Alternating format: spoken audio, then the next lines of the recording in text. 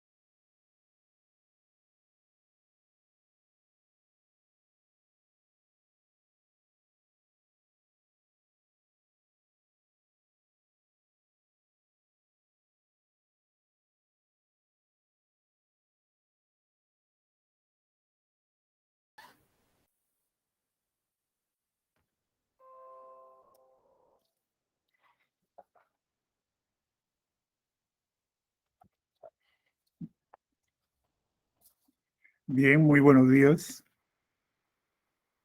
señoritas alumnas, caballeros alumnos del aula 34. Desarrollamos nuestra clase correspondiente a la semana 17, la generación del 50, en la narrativa, porque también desde luego hubo poesía en esta generación del 50.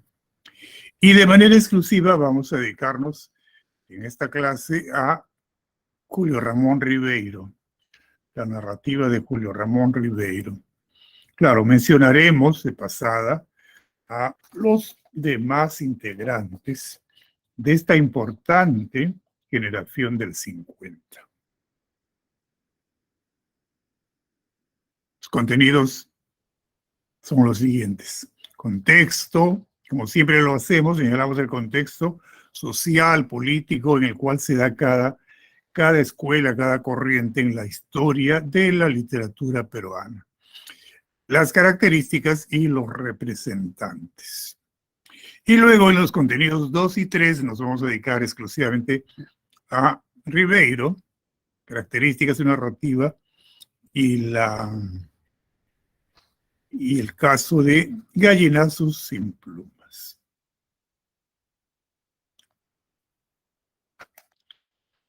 Generación del 50.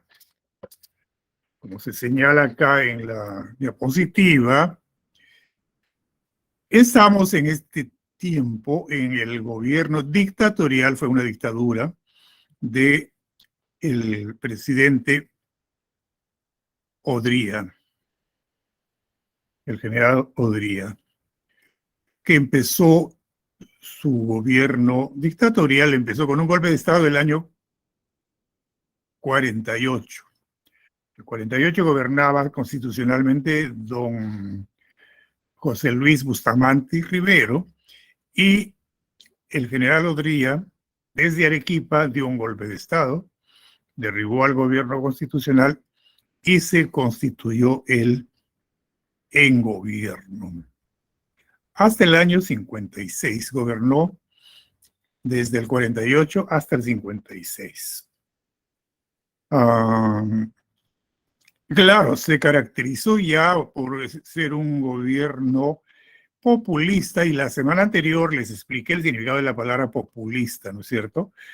Tratar de ganarse la simpatía de la población, sobre todo de las clases media y baja, ¿cierto? Mediante obras que no cuesta mucho hacer y que mantienen contenta a la población, como por ejemplo modernización de las ciudades, principalmente de las ciudades, ¿eh? Más que nada.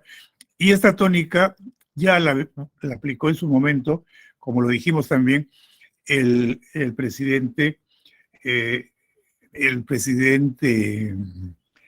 también fue una dictadura, pero él era un civil, Leguía, ¿no es cierto? El presidente Leguía era civil, pero igual su gobierno fue dictatorial al inicio, aun cuando se legalizó con una farsa de elección, de democratización. Lo mismo hizo Odría. Bueno, pues hizo alguna obra de infraestructura, algo de caminos y carreteras, aunque no mucho, no mucho. Recién tuvo que llegar el presidente Belaúnde en el año 63 para empezar una obra de gran desarrollo del país en general, ¿no? Carreteras, puentes, vivienda, no solo en Lima, sino en todas las ciudades y pueblos del país. Pero antes estos gobiernos hacían una apariencia de modernización. En todo caso, se modernizaba Lima, ¿no es cierto? Se construyó las unidades de vivienda que están prestando servicios hasta el día de hoy. En Mirones hay una unidad de vivienda que me parece que es del tiempo de Odría o de Leguía. Los colegios que ahora se les llama colegios emblemáticos. En Lima, a ver si la memoria me funciona para mencionar todos, el colegio Melitón Carvajal, que queda en Lince, el colegio Alfonso Ugarte, que queda en San Isidro, el colegio Ricardo Palma, que queda en Surquillo, el colegio José María Eguren, queda en Barranco, en Pueblo Libre, o en Breña, en Breña hay también otro, que a ver, no acuerdo el nombre. Si alguien de ustedes se acuerda, un colegio grande de Breña, estatal, puede decir el nombre.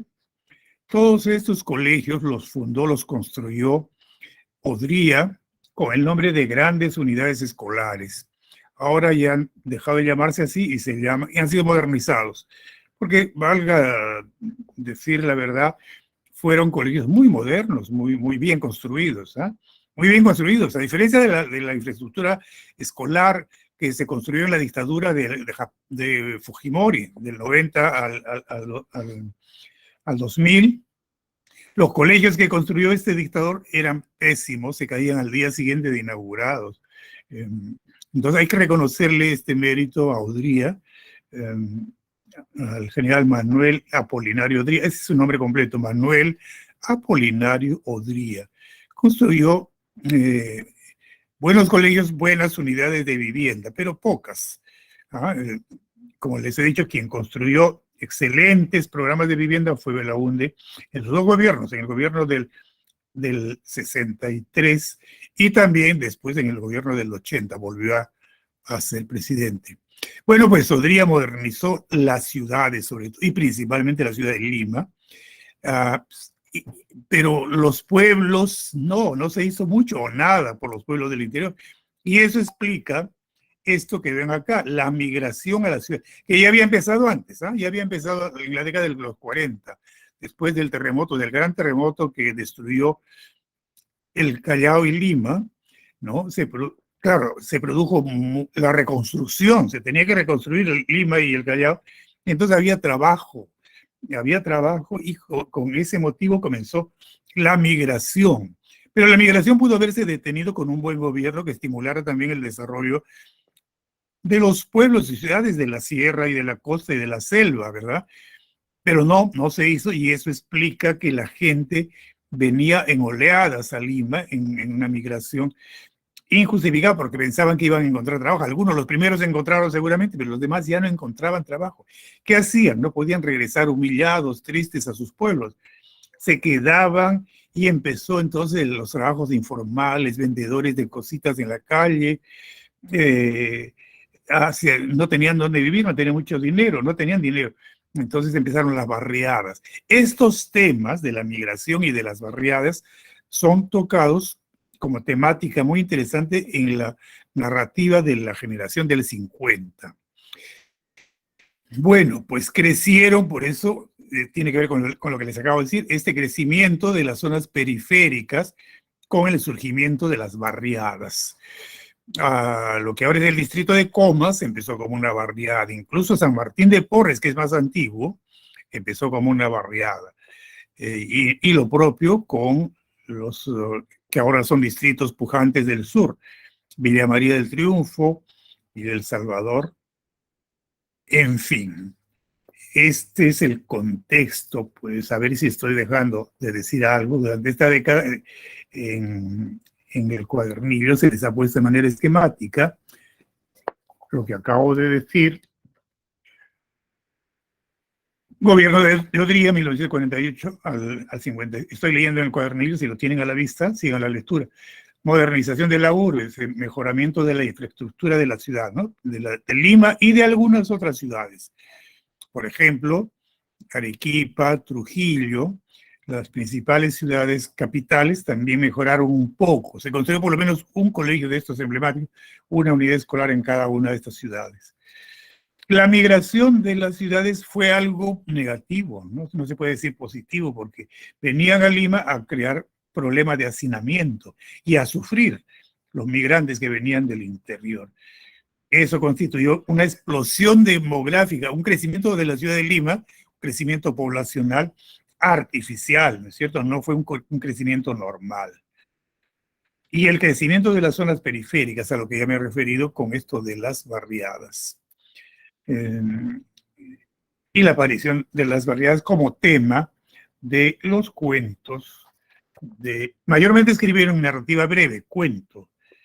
Hay novela también en algunos, pero muy poco, en los integrantes de la generación del 50. Dicho esto, a ver, hay que mencionar que el gobierno de Odría, estoy leyendo acá mis apuntes, tuvo como un lema sugestivo que lo repetían en su gobierno: salud, educación y trabajo. Y bueno, pues sí, construyó hospitales también, ¿eh? Construyó también hospitales.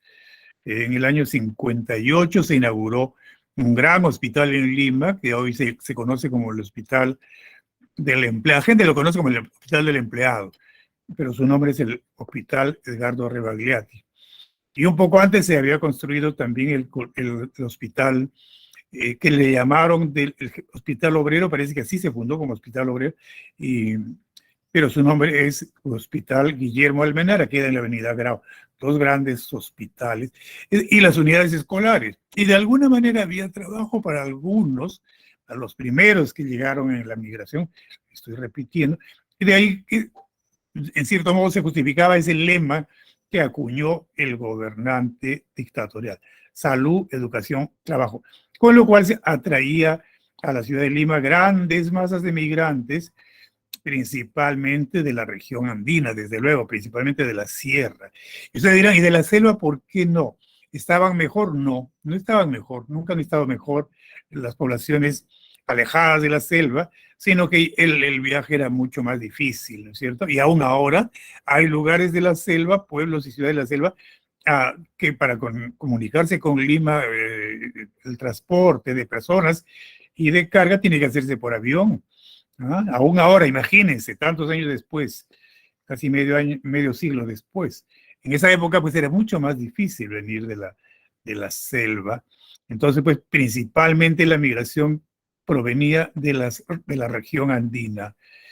Como consecuencia de esto, se produjo la explosión demográfica, repito, después de superpoblar la zona urbana, lo que se llamaba Lima, la Lima antigua, que hoy conocemos como la Lima antigua. ¿Y dónde se alojaban en la Lima antigua? No iba a ser en las casas elegantes de las familias limeñas. No, se alojaron en los callejones. Habrán oído hablar de callejón de un solo caño, en las casonas antiguas que se convirtieron en viviendas populares. Y verdad que tenía un callejón por donde hasta aún ahora existen, aún ahora existen, pregunten y vean, aunque sea de fuera, y es un callejón realmente, y a los costados del callejón están los pequeños departamentos donde la gente vivía y viven aún ahora, en algunos casos, las familias amontonadas, ¿no? Con poco espacio. Y había un solo caño, efectivamente, en el callejón, y todos tenían que proveerse de agua. Imagínense, pues, la pésima condición sanitaria en la que vivía esta gente, estos compatriotas pobres, en estos callejones, o llamadas quintas también, o solares, así se les llamó. Pero llega un momento en que ya no había más espacio, ni siquiera en los callejones o quintas o solares, y entonces la gente que migró, que ya había venido de las zonas rurales, se establecía en estas pampas periféricas. San Martín de Porres era un pedregal. Yo no he estado, pero yo lo sé porque todos tenemos que estudiar, ¿verdad? Lo sé por los estudios. Era un pedregal.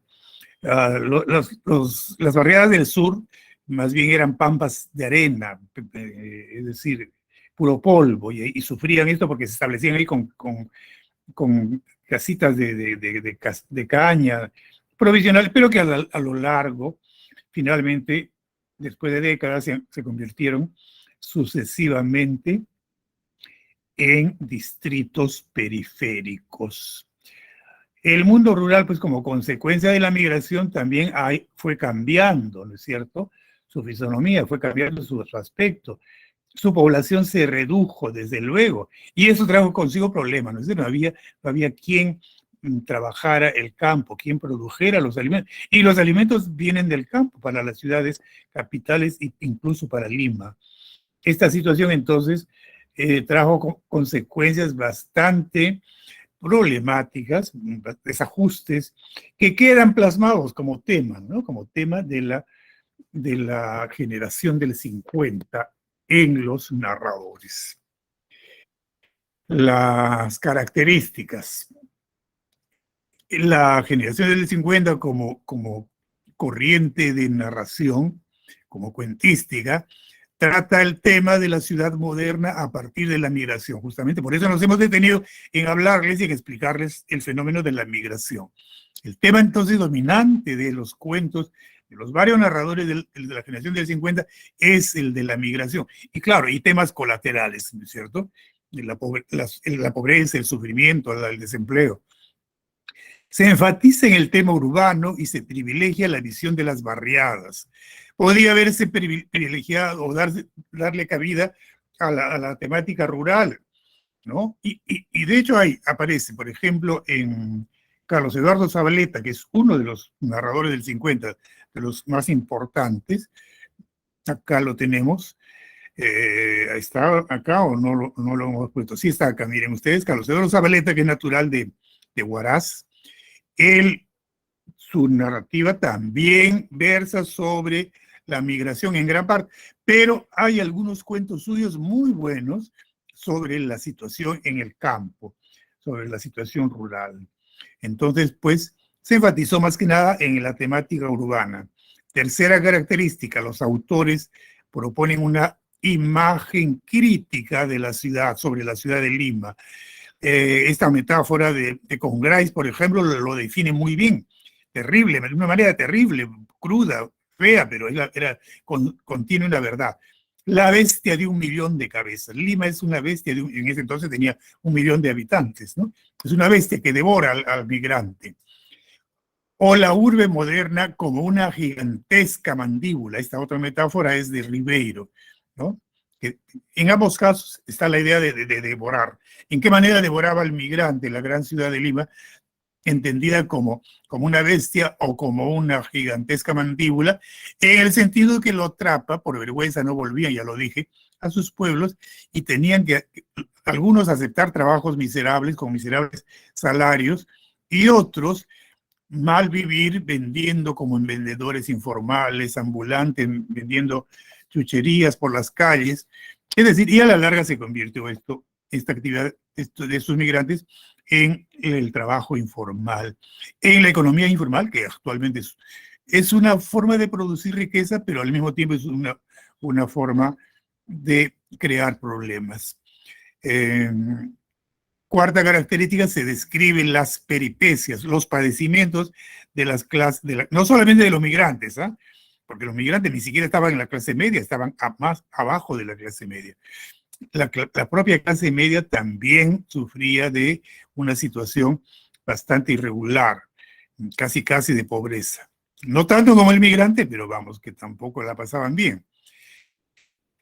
Finalmente, se desarrolla en 3 líneas temáticas. El neoindigenismo, que sigue apareciendo de alguna manera, que nos hemos referido, a lo cual nos hemos referido la semana pasada, pero acá en los cuentos de la generación del 50, en algunos casos aparece el indigenismo.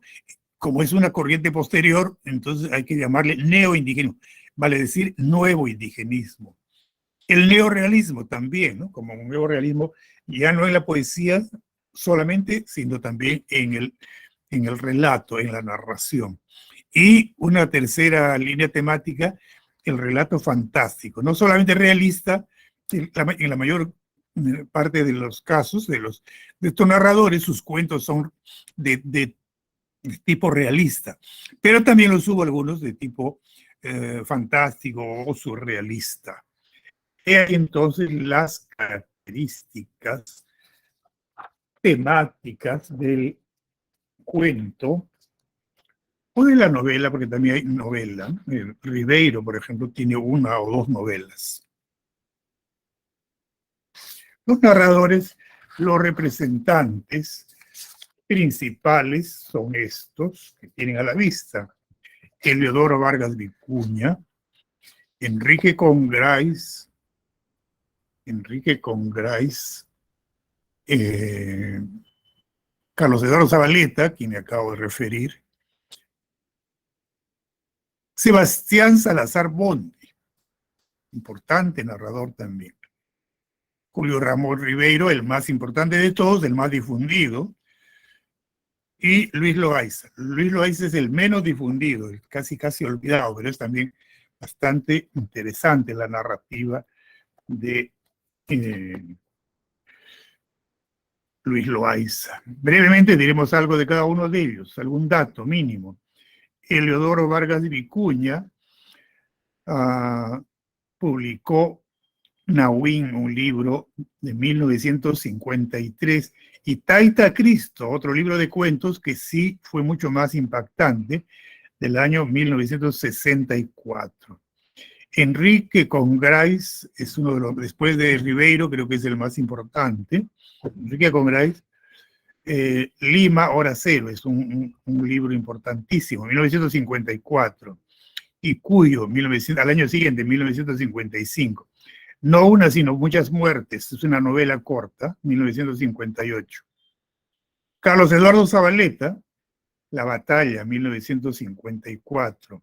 Los Ingar, 1955. Los Aprendices, 1977. Y siguió publicando una obra, el que ha dejado una obra muy abundante, quizás igual o mayor que la de Ribeiro, es Carlos Eduardo Zabaleta, ¿no? Porque él ha muerto en años recientes, no hace mucho, no me acuerdo qué año, pero yo tuve el honor, el privilegio de conocerlo y de tratar bastante con él, ya bastante mayor, pero seguía publicando hasta su muerte, don Carlos Eduardo Zabaleta, de manera que ha dejado una obra bastante abundante. Sebastián Salazar Bondi, Náufragos y Sobrevivientes, 1954.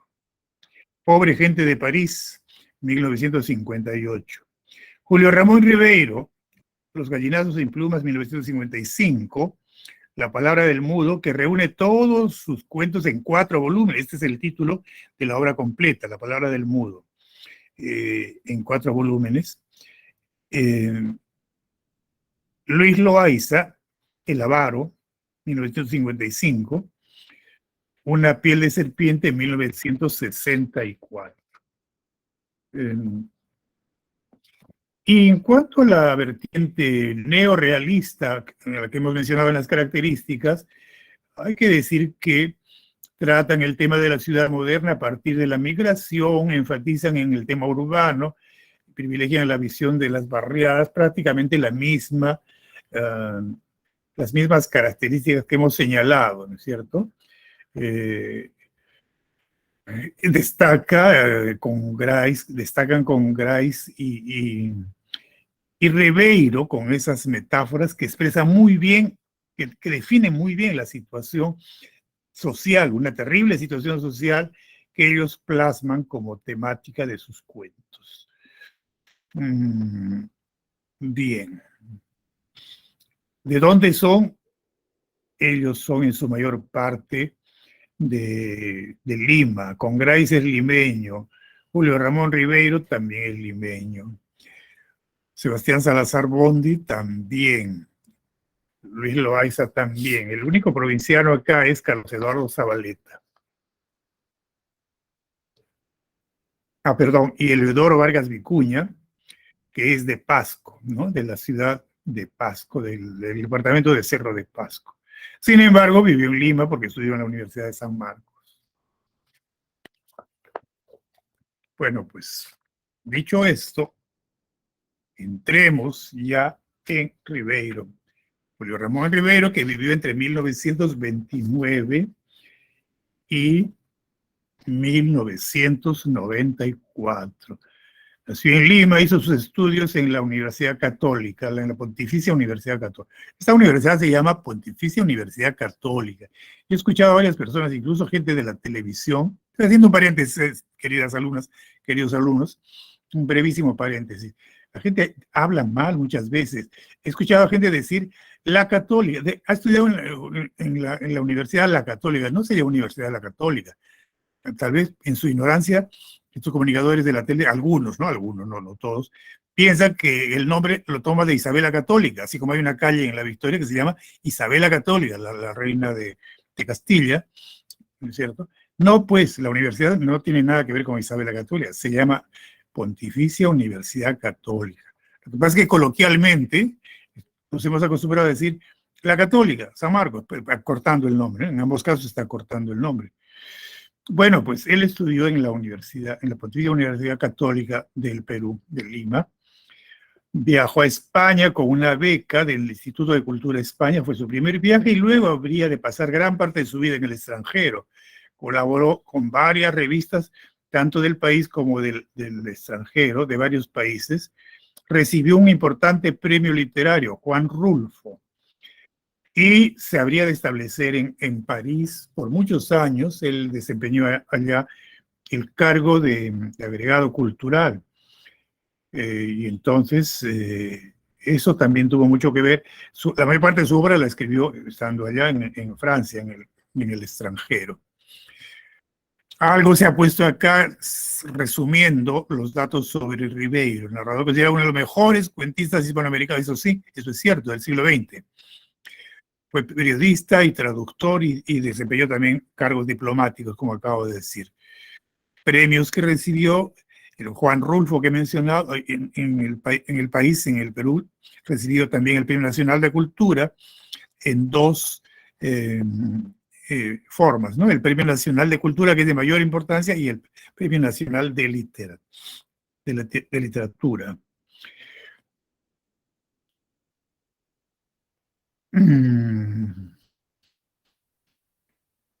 Características de su obra. La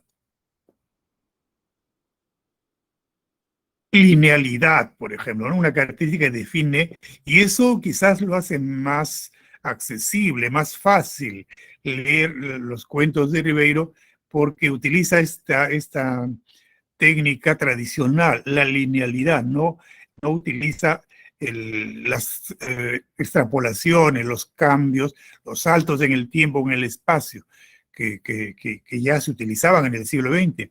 Él sigue la forma tradicional lineal, ¿no? La secuencia lógica horizontal, sin complicaciones técnicas, y entonces facilita el acceso del lector, es más fácil leerlo. Su temática es urbana o costeña. Crónica de San Gabriel, por ejemplo, es una novela corta que transcurre en el interior, pero la mayor parte de su obra transcurre en Lima. Los temas.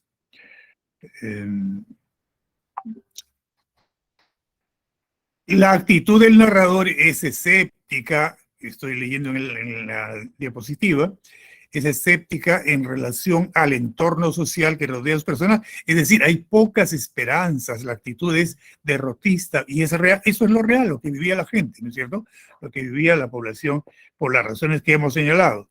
Entonces no podía él poner una actitud pesimista, alegre, si no había muchos motivos de alegría o de felicidad en la sociedad. Entonces, los personajes muestran ese rostro, esa actitud escéptica. Y finalmente se representan dos mundos, dos realidades, dos situaciones. La oficialidad versus la marginalidad. Cuando él usa esa metáfora de la gran mandíbula que se refiere a la Lima oficial, ¿no? Que vivía bien, que tenían casas propias, más o menos, frente a la marginalidad. Los migrantes entraron a formar parte de la marginalidad. Y hay que mencionar lo que se ha puesto aquí en primer lugar, ¿no? El título representa a los que no tienen voz, a los marginados, a los olvidados. De ahí que el título que pone a esta publicación, que abarca bastante de su publicación, se llama La Palabra del Mudo. No porque aparezca algún personaje mudo, sino porque son los sin voz, que no tienen forma de expresarse, de reclamar.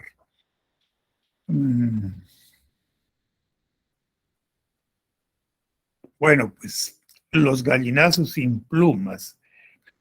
Y hay que volver a señalar para que quede claro que la palabra del mudo reúne toda su producción hasta ese momento, hasta el año en que se publicó. Vale decir, en el volumen 1, Los gallinazos sin plumas, que son cuentos de circunstancias, y Las botellas y los hombres, otro libro de cuentos. Van 2 libros de cuentos que están incluidos en el tomo 1 de La Palabra del Mudo.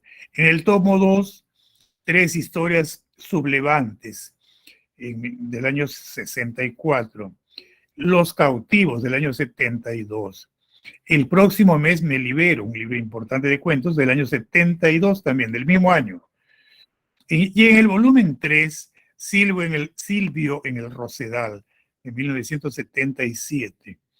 Y en el volumen 4, finalmente, Relatos santacrucinos del año 92 y Solo para fumadores del año 87.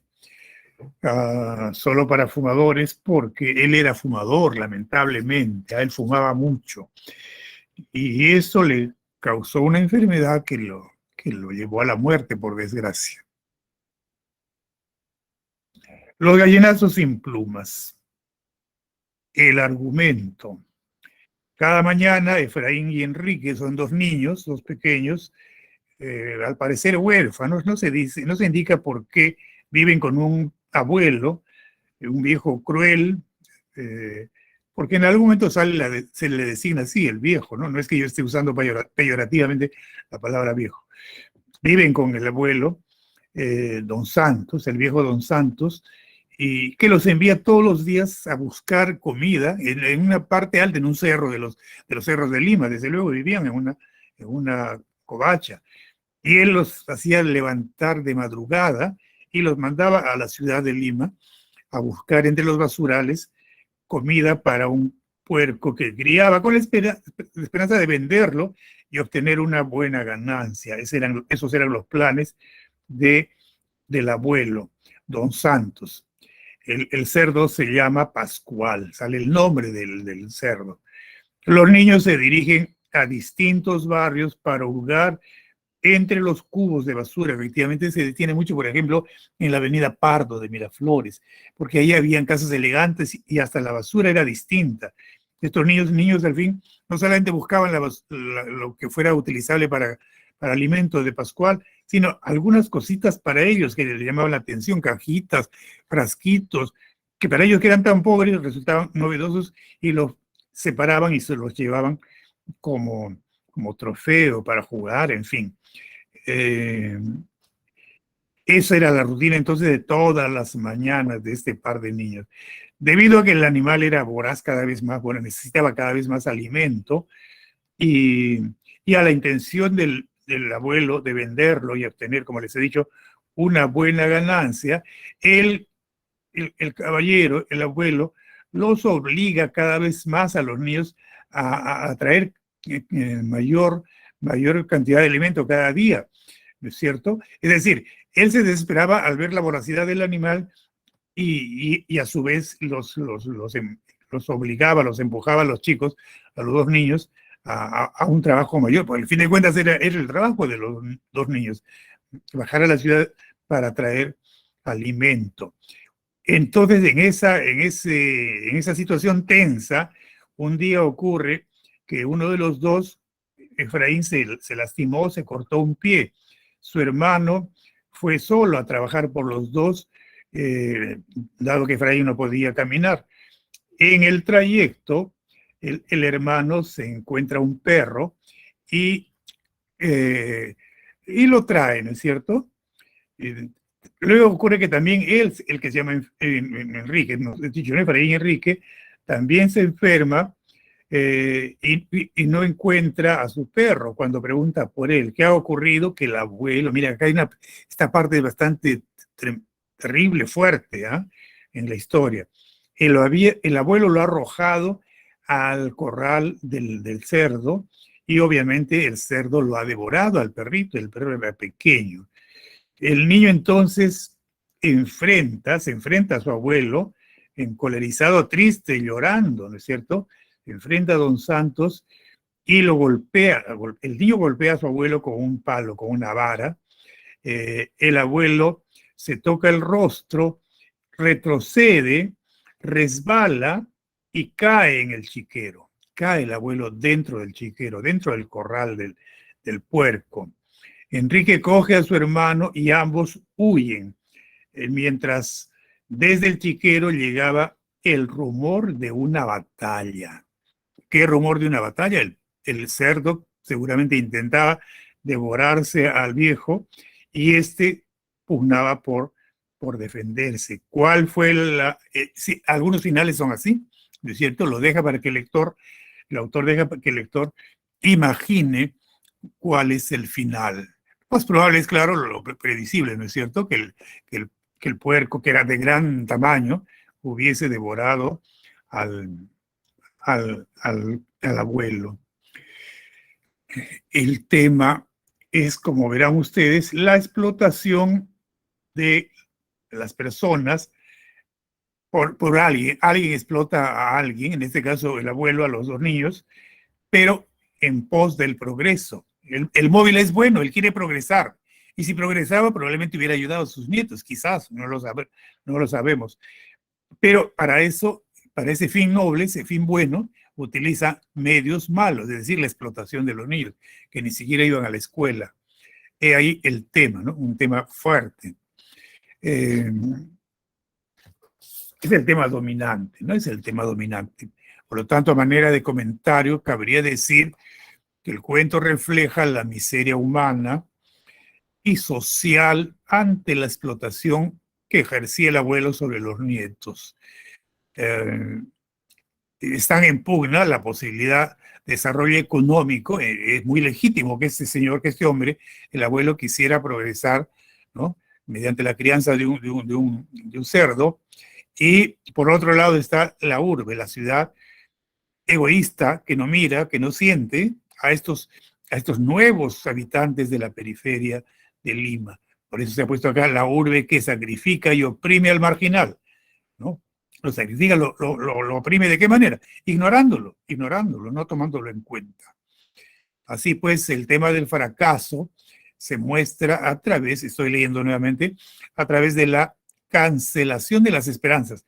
Las esperanzas de los personajes, y esto que ocurre acá en este cuento, ocurre con otras características en los diversos cuentos de los diferentes integrantes de la generación del 50. Naufragan, esas esperanzas terminan naufragando, ¿no? Siempre el final es el fracaso. Siempre o casi siempre el final es el fracaso.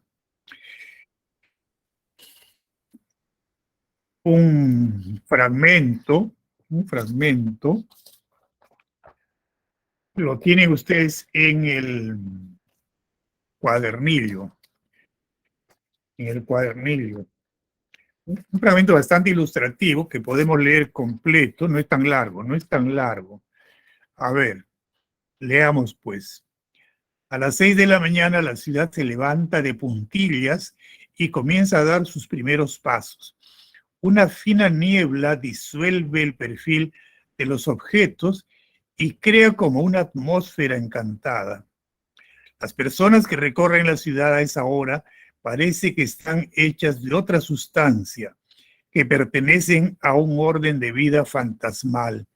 Las beatas se arrastran penosamente hasta desaparecer en los pórticos de las iglesias.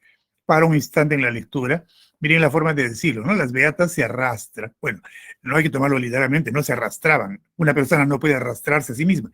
Lo que quiere decir es, y creo que ustedes lo notan, que como ancianas que son, o mujeres bastante mayores, caminan pesadamente, con dificultades, y la manera de expresarlo es se arrastran penosamente hasta desaparecer en los pórticos de las iglesias. Solía ser, ahora creo que ya no.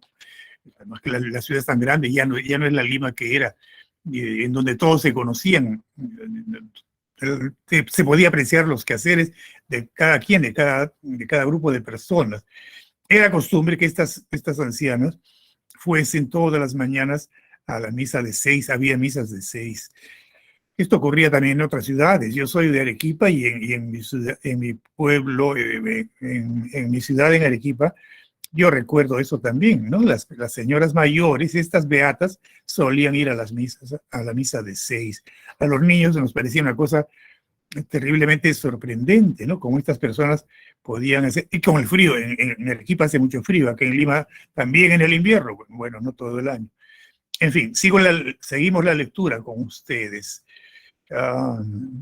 Los noctámbulos, macerados por la noche, regresan a sus casas envueltos en sus bufandas y en su melancolía. Miren qué manera tan poética de decirlo. ¿A quiénes se refiere?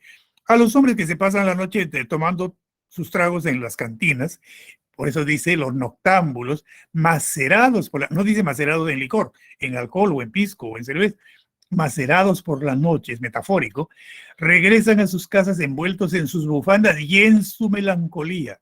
Habrán oído decir, estimados alumnos, que las personas que tienen penas, sobre todo los hombres que tienen problemas o penas, bueno, pues se van con los amigos a tomar unos tragos para ahogar las penas. Y es también frecuente decir que las penas no se ahogan, saben nadar. Bueno, pues es una especie de chiste un poco tonto, ¿verdad? Por eso dice acá, eso es real, envueltos en sus bufandas por el frío y en su melancolía. Seguimos la lectura. Los basureros inician por la avenida Pardo de Miraflores, por la avenida Pardo su paso siniestro, armados de escobas y de carretas. A esta hora se ve también obreros caminando hacia el tranvía, había tranvía, policías bostezando contra los árboles, policías que habían trabajado toda la noche arrimados, muertos de sueño, apoyados en los árboles. Canillitas morados de frío, canillitas son los que venden los periódicos, morados de frío. Sirvientas de las casas elegantes sacando los cubos de basura. A esta hora, por último, como una especie de misteriosa consigna, aparecen los gallinazos sin plumas. ¿Quiénes son los gallinazos sin plumas? Pues esos niños pobres, ¿no? Como Enrique y Efraín, ¿no? No eran los únicos, había infinidad de niños o de adultos también que bajaban de estos sitios, de estos cerros, a buscar en la basura. A esta hora, sigo leyendo, el viejo don Santos se pone la pierna de palo y sentándose en el colchón comienza a berrear. ¿Berrear qué es? Es un animal que berrea, ¿no es cierto? Pero él gritaba, y es una manera de decir, el narrador dice berrear como un animal. A levantarse, Efraín, Enrique, ya es hora, gritando, ¿no es cierto? Los dos muchachos corren a la acequia del corralón frotándose los ojos legañosos. Con la tranquilidad de la noche el agua se ha remansado y en su fondo transparente se ven crecer hierbas y deslizarse ágiles infusorios. Luego de enjuagarse la cara, coge cada cual su lata y se lanzan a la calle. Don Santos, mientras tanto, se aproxima al chiquero y con su larga vara golpea el lomo de su cerdo que se revuelca entre los desperdicios. Todavía te falta un poco, marrano, le habla con el puerco. Todavía te falta un poco, marrano, pero aguarda nomás que ya llegará tu turno. Es decir, él sueña con que llegue el engorde total del animal y venderlo a muy buen precio. Un poco se parece al cuento de la lechera, ¿se acuerdan? ¿No? Es un cuento de la lechera que va haciendo planes en la mente y da un brinco y se le cae el cántaro de leche y adiós sueños. En fin, Efraín y Enrique se demoran en el camino, trepándose a los árboles para arrancar moras o recogiendo piedras de aquellas filudas que cortan el aire y hieren por la espalda. En Lima, yo todavía he visto, yo que no soy limeño, pero vine a los 14, 15 años de edad, he visto, y ahora todavía deben haber algunos árboles en las calles, en algunos barrios, árboles de moras. Entonces los niños, sobre todo, que iban por ahí a jugar en los ratos libres, podían arrancar moras y comer. No sé, ustedes pueden averiguar y de repente en algunos sitios todavía hay moras. Me refiero que en los jardines puede que haya, desde luego. Dentro de algunas casas tienen la suerte de contar con un jardín o con un huerto, un pequeño huerto. Pero estamos hablando de árboles de moras que había por las calles, en la vía pública. Entonces todo el mundo podía coger las moras. De ahí que dice, Efraín y Enrique se demoran en el camino, trepándose a los árboles para arrancar moras o recogiendo piedras de aquellas filudas que cortan el aire y hieren por la espalda.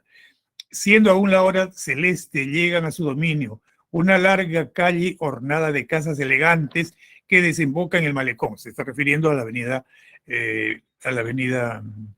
Pardo de Miraflores, ¿no es cierto? Ellos no son los únicos. En otros corralones, en otros suburbios, alguien ha dado la voz de alarma y muchos se han levantado. Unos cortan latas, otros cajas de cartón. A veces solo basta un periódico viejo.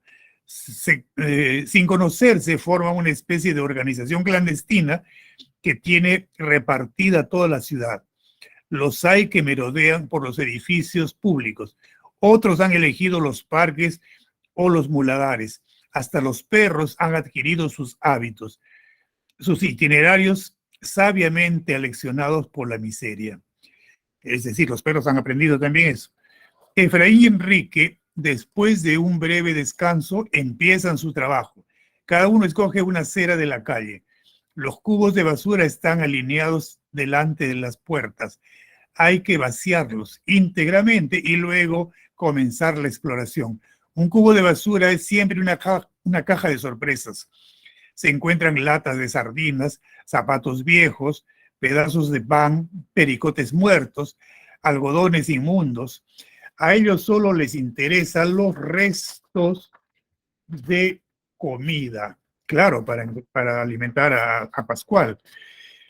Punto seguido. En el fondo del chiquero, Pascual recibe cualquier cosa y tiene predilección por las verduras ligeramente descompuestas.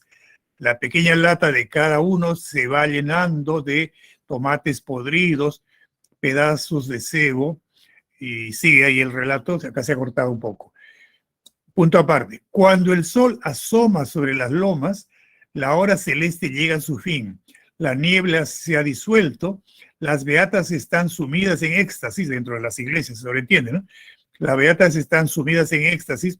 Los noctámbulos duermen en sus casas. Los canillitas han repartido los diarios. Los obreros trepan a los andamios, están trabajando, sobre todo en las construcciones.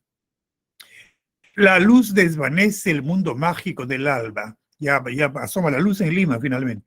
Los gallinazos sin plumas han regresado a su nido, es decir, los dos niños y otros como ellos han regresado a sus casas, a sus viviendas, en el caso de ellos, para alimentar a Pascual.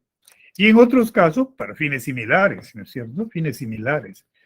En muchos de esos casos se dedicaban en efecto a la crianza de animales. Si no era de puercos, pues era de gallinas o de cuyes, como hacían en sus pueblos de origen, en las zonas rurales de donde han venido.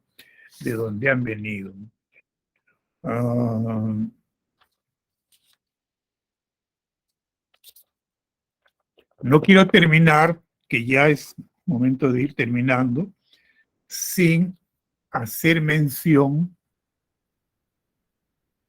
de que un cuento importante también en Ribeiro, muy importante, es, a ver, lo tengo acá. Un cuento titulado Alienación. Y trata de un muchacho, un zambito, él tiene ascendencia de raza negra, pero no es negro, sino es zambo, y él pues acomplejado, y de ahí el título del cuento, Alienación. No quiere ser un zambo más. Leo las primeras líneas y se van a dar cuenta enseguida ustedes de cómo desde las primeras líneas Ribeiro tiene la maestría de que a los lectores nos da una idea clara de lo que va a tratar el cuento, de lo que trata el cuento. Leo unas líneas. A pesar de ser sambo y de llamarse López, quería parecerse cada vez menos a un zaguero de Alianza Lima. Un zaguero, ¿saben lo que es un zaguero, no? Cada vez menos a un zaguero de Alianza Lima y cada vez más a un rubio de Filadelfia. La vida se encargó de enseñarle que si quería triunfar en una ciudad colonial, más valía saltar las etapas intermedias y ser antes que un blanquito de acá, un gringo de allá. Toda su tarea en los años que lo conocí consistió en deslopizarse, dejar de ser López, deslopizarse y desambarse, dejar de ser Sambo, lo más pronto posible y en americanizarse antes de que le cayera el huaico y lo convirtiera para siempre, digamos, en un portero de banco, ¿no? Un moreno adulto, pues los pocos trabajos que tiene, un portero de banco, por ejemplo, o en un chofer de colectivo, había de colectivo, hasta ahora creo que hay colectivos en algunos. Tuvo que empezar por matar al peruano que había en él y por coger algo de cada gringo que conoció. Con el botín se compuso una nueva persona, un ser hecho de retazos que no era ni sambo ni gringo, el resultado de un cruce contra natura, algo que su vehemencia hizo derivar, para su desgracia, de sueño rosado a pesadilla infernal. O sea, no tuvo buen fin. Pero no nos anticipemos, dice el narrador. Precisemos que se llamaba Roberto, que años después se le conoció por Bobby. Miren cómo fue cortando su nombre, ¿no? Para parecerse a un gringo. Roberto a Bobby. Pero que en los últimos documentos oficiales figura con el nombre de Bob. Bob. ¿Cómo se pronuncia Bob? De repente ustedes saben mejor que yo, que tiene mejores estudios de inglés. De Roberto a de Roberto a Bobby y de Bobby a Bob. En su ascensión vertiginosa hacia la nada, fue perdiendo en cada etapa una sílaba de su nombre. Todo empezó la tarde en que un grupo de blanquiñosos jugábamos con una pelota en la Plaza Bolognesi. Era la época de vacaciones escolares y los muchachos que vivíamos en los chalets vecinos, hombres y mujeres, nos reuníamos allí para hacer algo con esas interminables tardes de verano.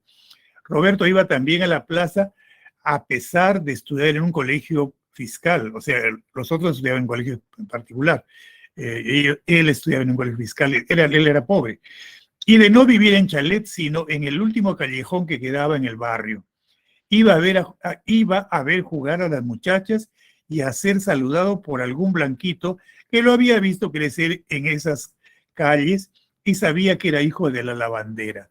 Ahí la diferencia, miren, la diferencia social e incluso racial, ¿no? Los demás, incluido el autor, incluido el narrador, éramos, dice, los blanquitos que jugábamos, y el que no era blanquito iba también, porque uno que otro lo saludaba, le hacía el favor de saludarlo, porque se conocían desde pequeños, y él iba para ver a las chicas que ya eran adolescentes y se conformaba para... Y el cuento es bastante dramático, bastante triste, pero muy realista. Es un hermoso relato que lleva el título muy bien puesto, alienación. Hay personas alienadas, ¿verdad? Cada uno de nosotros debería tratar de desarrollarse de acuerdo a sus posibilidades, pues, ¿no? Si no somos gringos, ¿cómo vamos a tratar de ser gringos? Y hay mucha gente que es así, ¿eh? No sé si ustedes han tenido oportunidad, pese a que son tan jóvenes, yo creo que sí, la habrán tenido. Hay, sobre todo los futbolistas, que van a jugar a Buenos Aires, contratados por un club, 3 meses y regresan con contejo de Buenos Aires. Eso es una señal de alienación también. Ni qué decir de los que van a los Estados Unidos de Norteamérica. Pero bueno, ya no hay tiempo para más. No quise dejar de hacerles mención de este cuento también, Alienación, de Julio Ramón Ribeiro. Las respuestas: 1B, 2A, 3D de Dante, 4B de bondad, 5C, 6A, 7C, 8B de bondad, 9D de Dante y 10B de bondad. Eso es todo. ¿Y alguna pregunta, algún comentario? de la semana 17.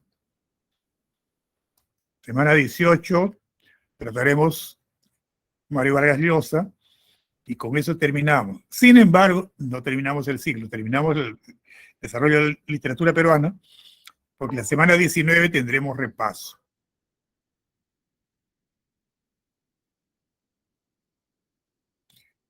Gracias entonces por su atención y será hasta la próxima.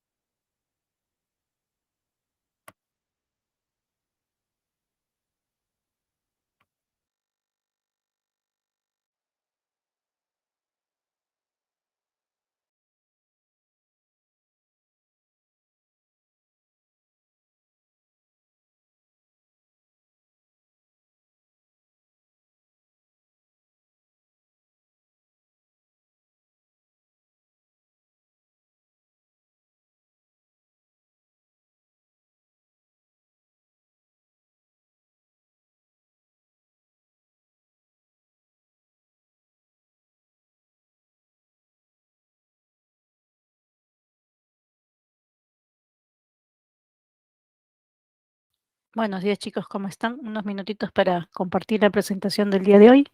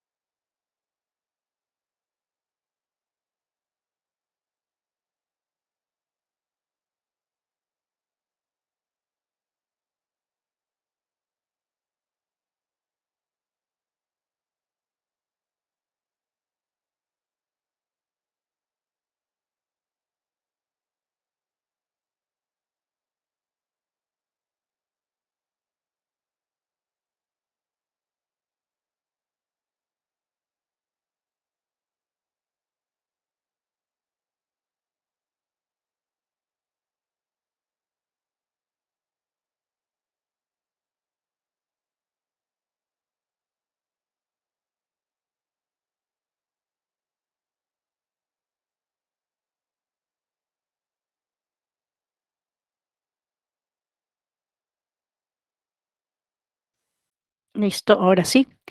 Bien, chicos, llegamos a la semana número 17. Esta semana y la próxima semana vamos a trabajar el tema de funciones. En esa primera parte, le hemos llamado así, simplemente funciones 1. Vamos a ver cómo se puede identificar una función, distintas representaciones, gráfica, mediante símbolos matemáticos, diagramas sagitales, pares ordenados, ¿no? Entonces, realmente son varios detallitos que hacer para esta primera parte, por lo que se ha considerado, pues, simplemente mencionar funciones. Vamos a ver también algunos funciones especiales, como las funciones definidas por partes o a trozos. Y vamos a terminar con las funciones pares e impares, ¿no? Vamos a mencionar también algunas funciones especiales, como lo son la función constante, la función lineal, la función cuadrática, ¿no? Que son funciones que se suelen usar mucho, ¿no? Por eso se consideran dentro de las básicas, ¿no? Las elementales. Bien, comenzamos entonces.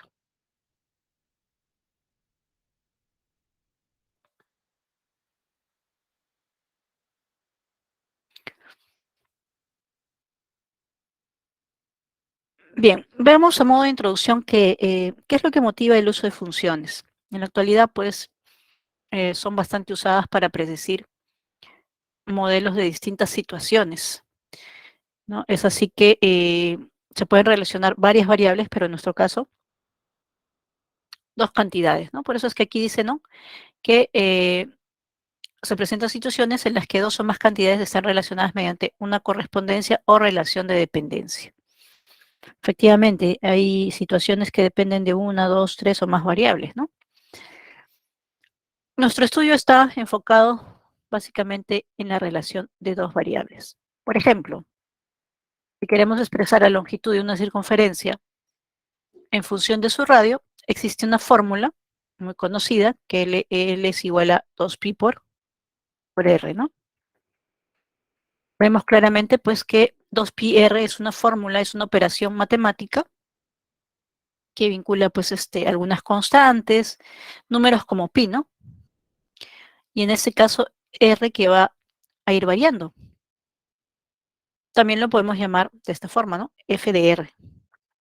Lo que vemos aquí es que se expresa una relación de dependencia, ¿no? Si r vale 5, L toma un valor, si vale 7, otro valor. Entonces, el valor de L está condicionado al valor de R.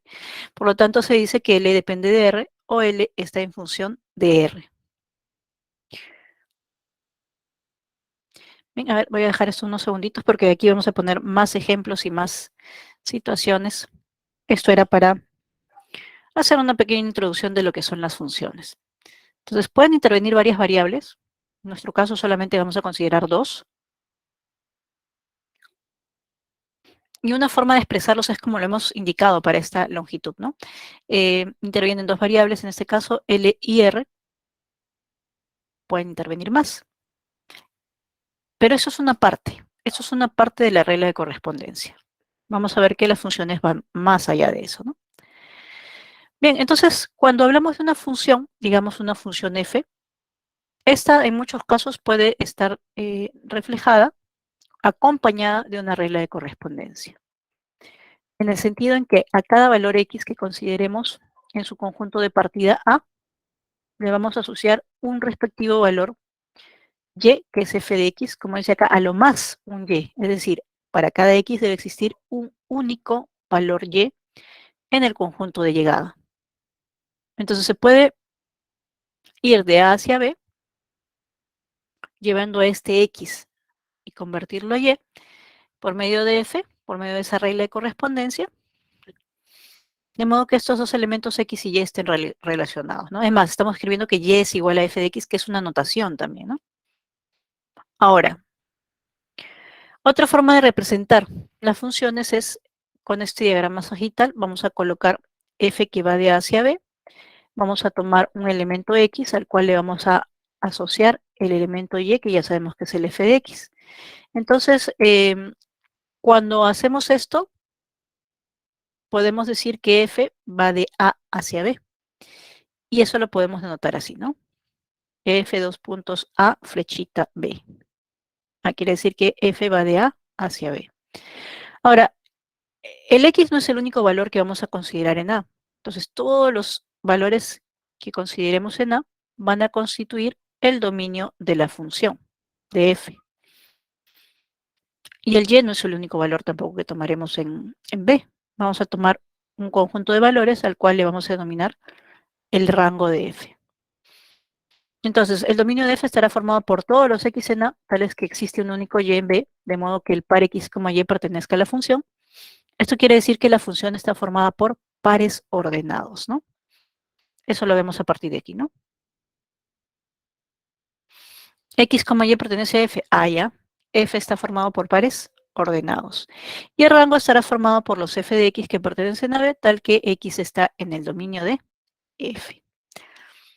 Al valor de x se le suele llamar preimagen y al valor de y, imagen. Entonces, x sería la preimagen de y bajo f y y sería la imagen de x bajo f. Como en este caso entra x y sale y, se puede decir que y depende de x. Por lo tanto, la función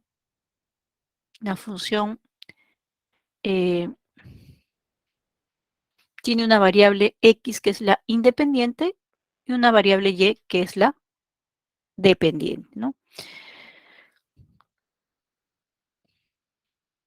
Entonces ahí tenemos otra denominación que reciben X y Y.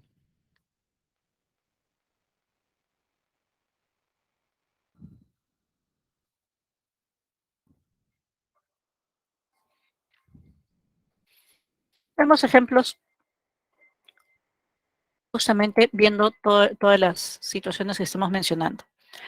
A ver, primero diagrama de flechas. Lo que observamos por aquí es que al valor 2 le corresponde 15, al valor 3 le corresponde 9 y al valor 8 le corresponde 18. Podemos generar pares justamente indicando esas correspondencias.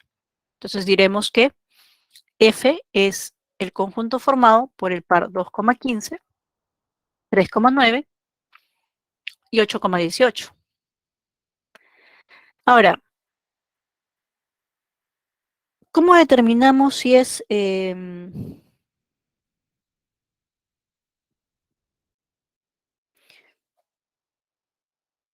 una función o no es una función? Observen, ¿eh?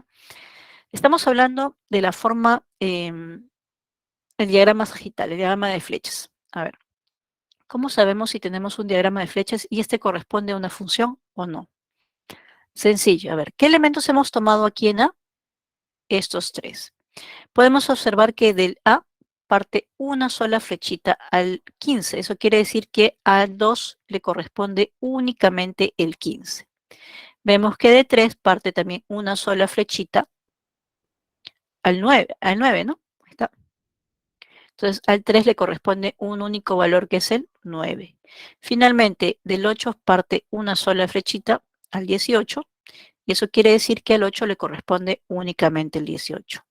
Entonces, estamos observando que a cada elemento X en A que hemos considerado le está correspondiendo un único valor Y en B.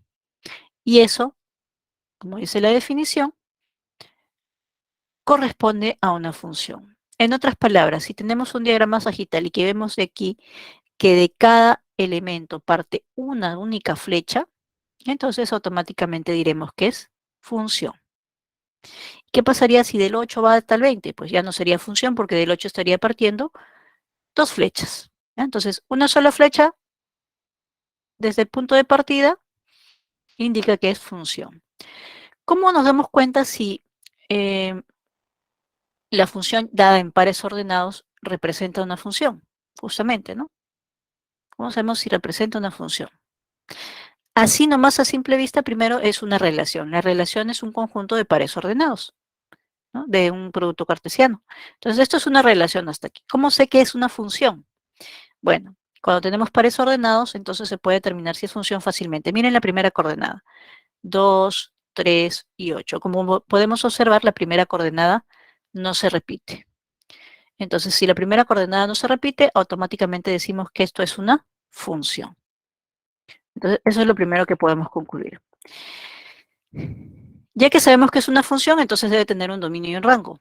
Ya, el dominio son los elementos que tomamos en A. En este caso hemos usado el 2, el 3 y el 8. Por lo tanto, su dominio sería formado por 2, 3 y 8. Si tenemos los pares ordenados, basta ver la primera coordenada, 2, 3 y 8. Así que ya sabemos cómo hallar el dominio en cualquiera de estos dos casos. El rango. En B solo hemos tomado 9, 15 y 18. Como podemos observar aquí el rango es 9, 15 y 18. Y si vamos a los pares ordenados, vemos la coordenada de Y, la segunda, 15, 9 y 18. Aunque en desorden, pero son los mismos valores. Bien, finalmente, podemos resumir esto. Esta es una función cuyo dominio es el conjunto formado por 2, 3 y 8, y su rango es el formado por 9, 15 y 18. Hay alguna representación para ellos también, ¿no? A ver, por ejemplo, ¿qué significa que el par 2,15 pertenece a F? Entonces, ojo, 2,15 pertenece a F, sí, solo sí.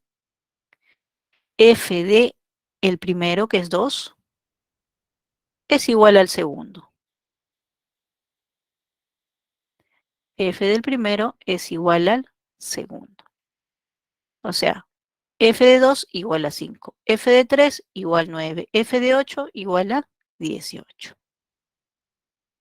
Bien, podemos afirmar entonces que la preimagen de 5 es 2 y la imagen de 2 es 5. Entonces son algunas de las conclusiones que podemos llegar. Veamos otro ejemplo. Aquí miren, tenemos ya los pares ordenados que forman G y queremos saber si eso es una función o no es una función. Entonces, si eran pares ordenados, habíamos indicado que hay que ver si la primera coordenada se repite. Entonces, miren aquí, no se repite, pero estas dos son iguales. Entonces, estamos viendo que la primera coordenada se repite. Eso no quiere decir que ya voy a decir que no es función, ojo. Eso simplemente quiere decir que tengo que analizar un poco más. A ver, si la primera coordenada se repite, la segunda debe ser la misma. Y en este caso podemos ver claramente que son diferentes. Ahora sí puedo decir que no es función. ¿Por qué? Porque tenemos que 5 tiene 2 imágenes y eso no puede ser. En una función, cada x debe tener una sola imagen. Entonces ya estamos viendo cómo determinar que no es una función. Si vemos que la primera coordenada se repite, entonces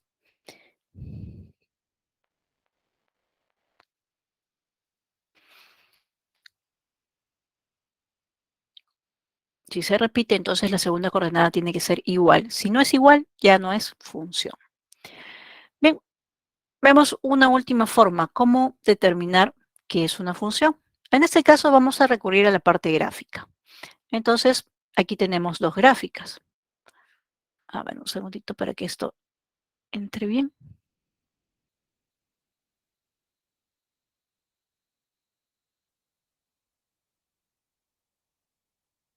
Ahora sí, ¿no? Para que quede ahí. Bien, entonces aquí viene lo que se llama la prueba de la recta vertical. ¿Qué dice la prueba de la recta vertical? Si yo tengo la gráfica de una curva, al trazar una recta vertical, bueno, cualquier recta vertical en realidad, si trazo cualquier recta vertical, y esta corta en un solo punto la gráfica, entonces esa gráfica corresponde a una función. Entonces, por ejemplo, la primera gráfica, vemos que corta en 2 puntos, por lo tanto, no será una función. Ojo que la regla dice que es cualquier recta vertical. Basta con que una corte en 2 puntos, automáticamente no es función. En cambio, esta otra, si vamos desplazando esta recta vertical, vamos a ir viendo que solamente corta en un punto a la gráfica. Por lo tanto, esta sí corresponde a la gráfica de una función.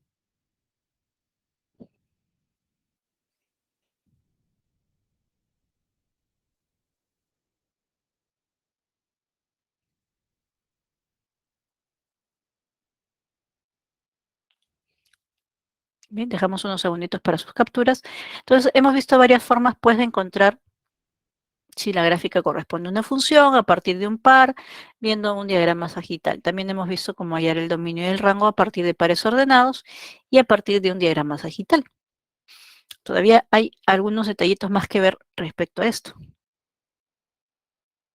Bien, veamos entonces ahora más ejemplos donde justamente vamos a plasmar los otros casos. ¿Qué pasa cuando yo conozco la regla de correspondencia de una función? Bueno, cabe mencionar que el dominio y la regla de correspondencia, ambos, son los que definen la función. ¿Y esto por qué? Porque aquí, por ejemplo, voy a encontrar el dominio de la función, pero yo puedo decir, ya, tengo esta otra función. Tengo esta otra función. Miren, la regla de correspondencia es exactamente la misma. Pero lo que yo voy a hacer es tomar los x aquí.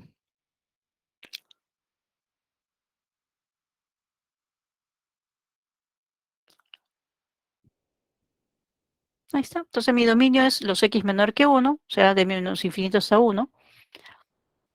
Y la regla de correspondencia es la misma. Entonces, esta es una función. Y esta, si la considero en todo el dominio, será otra función. ¿Por qué? Porque el dominio y la regla de correspondencia juntos definen la función. Muchos creen que es solamente la regla de correspondencia y eso no es así. Eso depende directamente del dominio. Ojo con eso. Cambiamos el dominio, cambia la función. Bien, entonces, ¿cómo partimos para hallar primero el dominio? ¿Qué es lo que me piden? Bueno, como esta es una operación y el dominio está formado por los x, entonces necesitamos determinar qué valores toma x. En este caso, como la operación que está definiendo la función es una raíz cuadrada, ya sabemos que lo que está dentro de la raíz cuadrada, es decir, esto de aquí, tiene que ser mayor o igual a 0. Entonces, si resolvemos aquí, menos 2x sería mayor o igual que menos 6. Menos 2 lo pasamos a dividir con lo que esta desigualdad cambia de sentido. Menos 6 entre menos 2 sería 3 y tendríamos x menor o igual a 3. Eso quiere decir que nuestro dominio sería el intervalo de menos infinito hasta 3 cerrado. Esos son los valores que toma x, el dominio, ¿no? Ahora, el rango. El rango se puede calcular despejando x en función de y luego haciendo el mismo procedimiento que acabamos de hacer. Pero una forma mucho más práctica es justamente partir desde el dominio que ya lo conocemos y darle forma a ese rango. Entonces, por ejemplo, si x es menor o igual que 3, menos 2x será mayor o igual que menos 6. Le vamos dando forma, ¿no? Luego le vamos a sumar 6 a ambos lados. Tendríamos que menos 2x más 6 es mayor o igual a 0. Extraemos raíz cuadrada. Sigue siendo pues 0 por la derecha. Al otro lado me queda la raíz cuadrada. Le sumo 1 a ambos miembros. Y finalmente tengo que, como raíz cuadrada de menos 2x más 6 más 1, eso es f de x, entonces tendría que f de x es mayor o igual que 1. Recordemos que este f de x es el y los y definen el rango. Entonces el rango sería de 1 a más infinito. 1 cerrado a más infinito abierto. Y esto sería nuestro rango, pues, ¿no? Ya tenemos el dominio y el rango de esa función. Ahora, vamos a ver otro ejemplito, ejemplo 4. Entonces la primera fue la forma analítica, ¿no? Usamos la regla, hemos determinado a partir de la regla qué valores son los apropiados para que exista la expresión, ¿no? Para eso, en este caso, como es una raíz cuadrada, pues hemos considerado que lo que está dentro es mayor o igual que 0 y a partir de ahí hemos definido qué valores tomaría x, o sea, el dominio, ¿no? En el ejemplo número 4 tenemos una gráfica.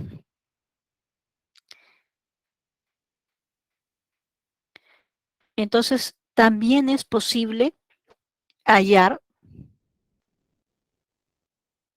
a partir de la gráfica el dominio y el rango. Lo único que debemos hacer es proyectar cada punto de la gráfica en el eje X para el dominio y en el eje Y para el rango. Entonces, miren, si nosotros proyectamos a ver cada uno de estos puntitos de la gráfica, ustedes van a ver que vamos a ir cubriendo todos esos puntos en el eje X. Entonces, vamos a tomar, bueno, 0, desde 1 abierto, ¿no? 1 abierto hasta 5 cerrado. Eso es cuando lo proyectamos. Entonces, nuestro dominio sería 1 abierto, 5 cerrado.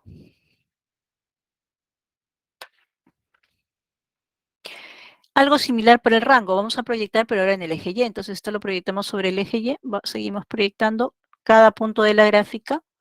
Lo vamos proyectando sobre el eje Y y vamos a llegar aquí, ¿no? Vamos a llegar a este punto. Entonces, el rango estaría formado por el intervalo de 2 abierto hasta 5 cerrado.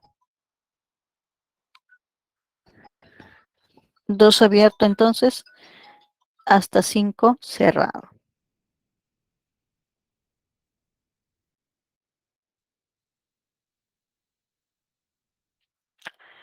Y eso se puede hacer con cualquier tipo de gráfica. Ahora, si tenemos varias gráficas dentro de varias curvas graficadas en el plano, entonces se puede hacer por partes y luego se une todo ello, ¿no? Tanto para el dominio como para el rango. Entonces, a partir de la gráfica podemos determinar, como acabamos de ver, sin conocer la regla de correspondencia ni nada, hemos hallado su dominio y hemos hallado su rango. Veamos un ejemplo, una variante del ejemplo anterior. Aquí tenemos parcialmente la regla de correspondencia, nos falta hallar el valor de B. Nos piden calcular entonces el dominio de G y el rango de G. Nos dan algunos datos, por ejemplo, que este puntito sería el menos 2, C, este puntito sería el A,5, y por aquí tenemos el puntito 1, menos 2, que pertenece a la gráfica de G, ¿no? Entonces, lo que vamos a hacer es justamente usar todos estos datos. Por ejemplo, este primer dato, recordemos que esto es equivalente a decir que G evaluado en 1, vale menos 2. Ya, ese par ordenado tiene esa interpretación. Entonces, eso quiere decir pues que si yo reemplazo en 1 aquí la regla de correspondencia, 1 al cubo más b, ahí está, eso tendría que ser menos 2. Ahora, como 1 al cubo es 1, lo paso a restar, tendría que b vale menos 3. Y ya con eso tengo la regla completa, ¿no? G de x sería x al cubo menos 3. Ahora, si yo quiero hallar el valor de a, pues yo sé que G de a debe ser 5, ¿no? Porque este punto sería el punto A,5. Entonces, eso quiere decir que G de a vale 5. Si evaluamos G en a, eso sería a al cubo más b. Pero como b vale menos 3, tendríamos a cubo menos 3. Y como G de a vale 5, entonces aquí le colocamos 5. 5 y 3, 8. Tendríamos que a al cubo vale 8. Pero hay un detalle. Si ustedes se dan cuenta, esto está en el plano cartesiano, que se llama R2. ¿Por qué? Porque este eje es el eje real y este también es el eje real. Y R por R es R cuadrado, o lo que llamamos R2. Pero a lo que voy a hacer lo siguiente, que este valor de A es real. Entonces, si A al cubo es 8, A toma 3 valores, 2 de los cuales no son reales. Por lo tanto, nos tenemos que quedar con el único valor real, que es 2. Bien, entonces ya sé que A vale 2. Ahora, el dominio justamente está determinado por ese A. Porque el dominio está, miren, si proyectamos sobre el eje X, está tomando todos estos valores, desde aquí hasta aquí, ¿no? Es decir, su dominio sería desde menos 2 abierto hasta A, perdón, abierto no, cerrado, ¿no? Está pintadito. De menos 2 cerrado hasta A cerrado. Ese sería el dominio de la función. Es decir, de menos 2 hasta 2. Ahí está. Mientras que el rango iría desde C hasta 5, ¿no? Ese es el rango, desde C hasta 5. ¿Cómo es el valor de C? Pues C es G de 2, ¿no? Entonces esto lo anotamos aquí. A ver, este puntito sería el menos 2, C. Pero eso quiere decir que G de menos 2 debe ser C. Pero ¿cuánto vale G de menos 2? Ahora que yo ya sé que G es X al cubo menos 3. Entonces, G de menos 2 sería pues menos 2 al cubo menos 3. Menos 2 al cubo menos 8, menos 3 sería menos 11. Por lo tanto, el rango sería desde menos 11 hasta 5.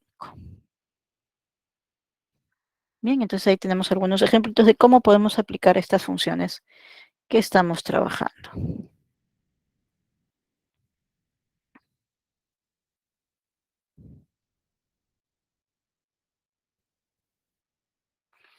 ¿Listo? Bien, vamos a ver ahora un problemita.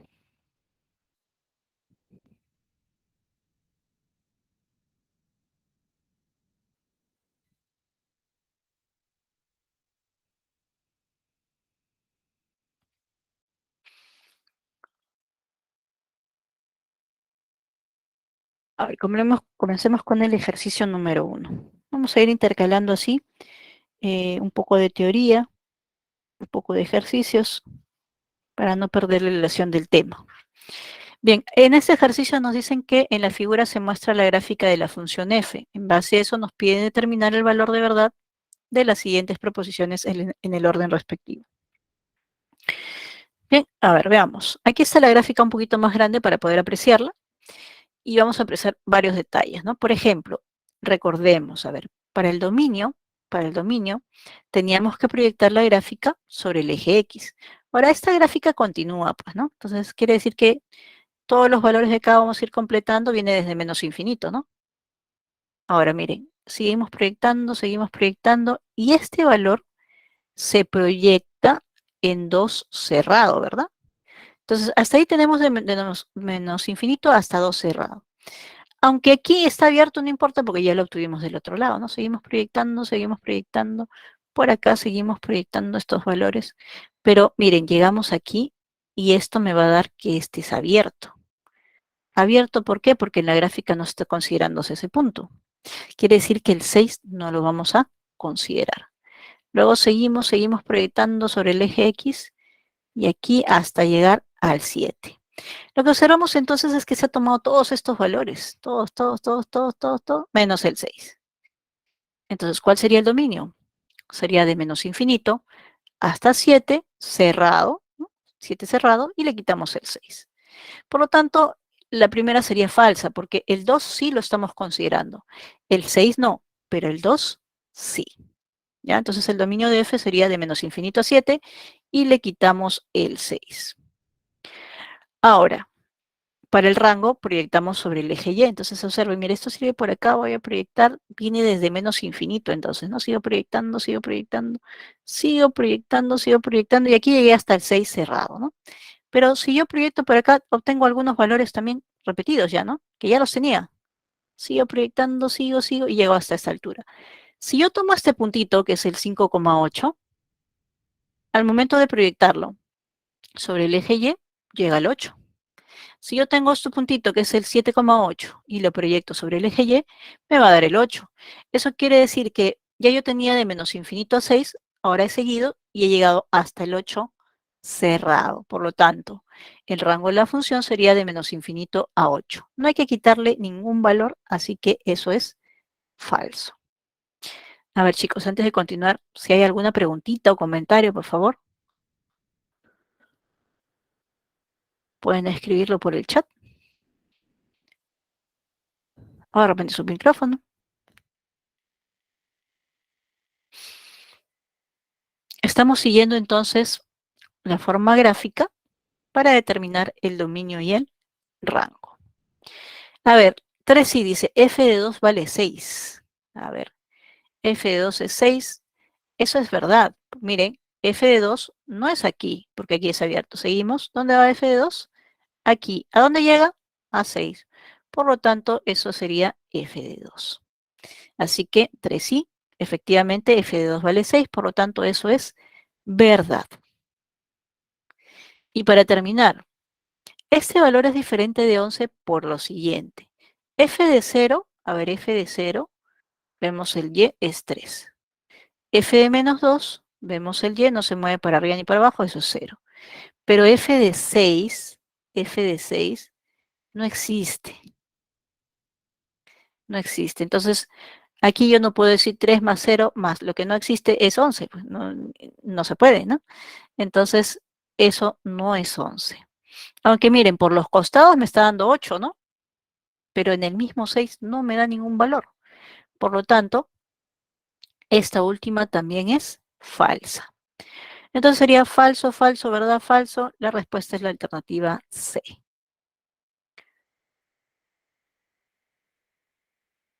A ver, veamos si hay comentarios, chicos, preguntas, dudas, nada.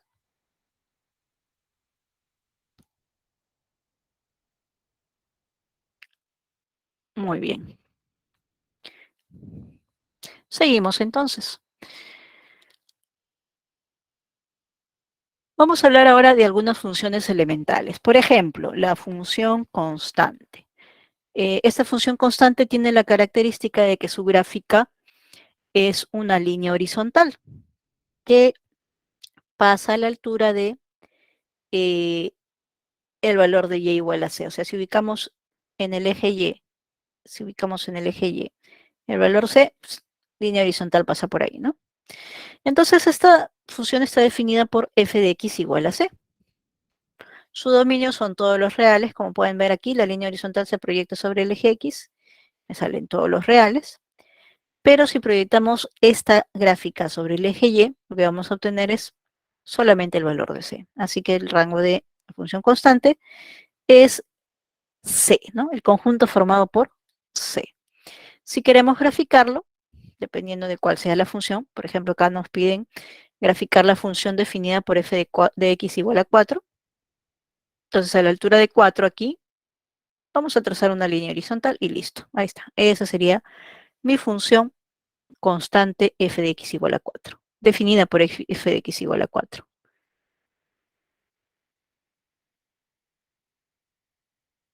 Bien. La siguiente que vamos a ver se llama función lineal. La función lineal, en este caso la que estamos viendo aquí, si vemos el ángulo que forma con el eje X, ese ángulo es agudo, ¿no? Entonces, la tangente de ese ángulo es positivo. Se dice entonces que tiene pendiente positiva. Tiene una regla de correspondencia la función lineal, ¿no? La función lineal se define por ax más b, donde a es la pendiente de la recta, que es su gráfica, y b sería esto, ¿no? Este sería b. Sería la intersección, la ordenada del punto de intersección de la recta con el eje Y. Su dominio también, como podemos ver fácilmente, proyectando sobre el eje X me da todos los reales y el rango también. Esto no quita que a veces yo use una porción solamente de la gráfica, una porción de la recta. Entonces, eso también se puede condicionar, ¿no? Bien, por ejemplo, a ver, grafiquemos esta. Dice graficar la función definida por f de x igual a x más 3. De repente no lo hemos visto así, pero sí lo hemos visto así, ¿no? Cuando vimos la semana de programación lineal, graficamos estas rectas, ¿se acuerdan? Entonces, ¿qué hacíamos? Tabulábamos. ¿Qué valores? De preferencia, las intersecciones con los ejes coordenados. Por ejemplo, si x vale 0, aquí y sería 3, ¿no? Y sería 3. Y si y vale 0, x vale menos 3. O sea que esto pasa por el 0,3 y por el menos 3, 0. Listo, por ahí pasa mi recta. Y ya tengo la gráfica de esa función. Bien, por ahí he visto un comentario. Ajá, gracias Alexander. ¿Hasta aquí todo claro, chicos? Hemos hablado de la función constante. Ahora estamos viendo la función lineal. Ojo que si A es negativo es positivo en este caso, ¿no? Aquí, para esta gráfica. También aquí, porque acá el A vale 1. Aquí está el valor de A, 1, ¿no? Si es negativo, la gráfica es decreciente. Acuérdense de mí la próxima semana. Vamos a hablar justamente de eso, de funciones crecientes y decrecientes. Para que tengan una idea gráfica, hablamos de creciente cuando nos desplazamos de izquierda a derecha por la gráfica. Miren, observen qué pasa cuando me desplazo de izquierda a derecha por la gráfica. Miren, ¿qué es lo que observan ustedes? Que va aumentando, ¿verdad? A eso se le llama creciente. Por acá también, ¿no? De izquierda a derecha me voy desplazando y también veo que es creciente. ¿Ok? Eso es para la función lineal. La que vamos a ver a continuación es la función cuadrática. La función cuadrática tiene por gráfica una parábola. Y hay dos casos para ver estas gráficas. Cuando el A es positivo, la gráfica se ve de esta forma, ¿no? Vértice por aquí y la parábola se abre hacia arriba. Entonces, claramente vemos que hay un punto donde alcanza su mínimo valor, ¿no? Este es el menor valor que se tiene. Ese punto justamente es el vértice. Y el vértice se calcula de la siguiente forma, ¿no? El valor de h, que es la primera coordenada de vértice, una notación muy usada, ¿no? El valor de h sería menos b sobre 2a, mientras que el valor de k sería f evaluado en menos b sobre 2a. De esta manera decimos que f de x tiene mínimo valor en x igual a menos b sobre 2a, y ese mínimo valor de ese f de x sería f evaluado en menos b sobre 2a. Ojo que aquí hay que interpretar bien cuando nos preguntan, porque nos pueden pedir el máximo valor o mínimo valor y dónde lo alcanza. ¿Okay? ¿Dónde lo alcanza? Entonces, depende de la pregunta, pues nosotros vamos a responder, ¿no? Bien, a ver, ¿qué más tenemos de esta función cuadrática? Regla de correspondencia tiene esa forma, ¿no? Ax cuadrado más bx más c. Aunque siempre es posible, a partir de ahí, expresarlo así. Donde H y K son las coordenadas del vértice. Su dominio son todos los reales. En realidad, de todas las funciones polinomiales, la constante, la lineal, la cuadrática, la cuba y en general las polinomiales, su dominio es todos los reales. ¿Por qué? Porque al momento de reemplazar en estas reglas de correspondencia puedo reemplazar cualquier valor. ¿Qué más? El rango de la función. Bueno, como ustedes pueden darse cuenta, tiene un mínimo valor y luego toma valores por encima de él. Así que el rango sería desde f de menos b sobre 2a hasta más infinito. Ahí está. Bien, veamos si queremos graficar una función cualquiera. Bueno, yo les recomiendo escribirlo esto así. Con eso hallamos rápidamente el vértice. Ya, bueno, esto sería así, ¿no? X menos 1 cuadrado más 2. A ver, x cuadrado menos 2x más 1 y 2 que está afuera, 3. Ahí está. De modo que el vértice tiene coordenadas h que vale 1 y k que vale 2. O sea, el vértice va por aquí, ¿no? 1, 2, aquí. Ahora, donde está el vértice, por ahí pasa la recta que se le llama eje focal. ¿Ya? Ahora, ¿y de qué me sirve el eje focal? Bueno, el eje focal es un eje de simetría para la parábola. Esto quiere decir que, por ejemplo, si yo evalúo f en 0, 0, 0, ¿no?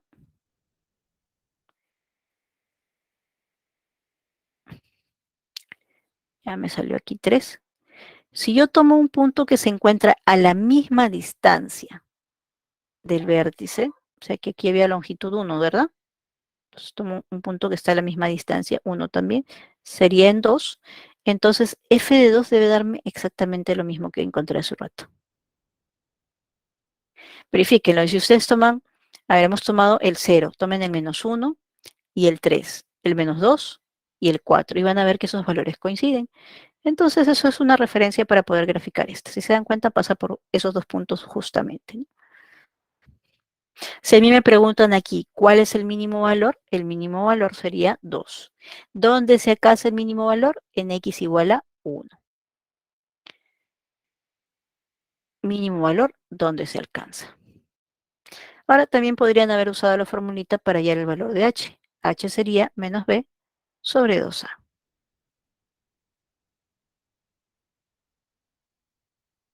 ¿Listo? Veamos el otro caso. ¿Y qué pasa cuando el a es menor que 0? Bueno, si el a es menor que 0, ahí tenemos la gráfica, la parábola se abre hacia abajo, desde el vértice que tiene las mismas formulitas para calcular el h y el k. Solamente que en este caso vamos a tener un máximo valor. Ese máximo valor se alcanza en x igual a menos b sobre 2a. Y ese máximo valor es f evaluado en menos b sobre 2a.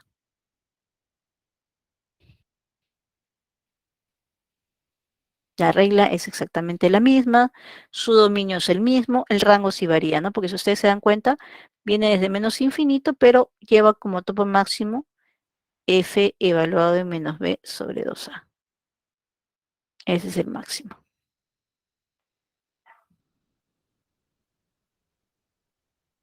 ¿Listo? A ver, veamos una gráfica. Aquí tenemos menos x cuadrado más 2x más 8. Esto se puede escribir así, completando cuadrados, ¿no?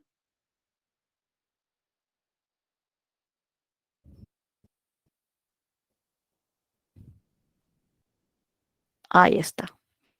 Entonces, el vértice sería 1,9. 1,9 por aquí. Y de ahí se va a abrir hacia abajo porque este coeficiente principal es negativo. Ahí está. Si quieren puntos adicionales, por ejemplo, f de 0 es 8, se pasa por aquí. Y como pasa por aquí, simétrica respecto al eje focal, por acá.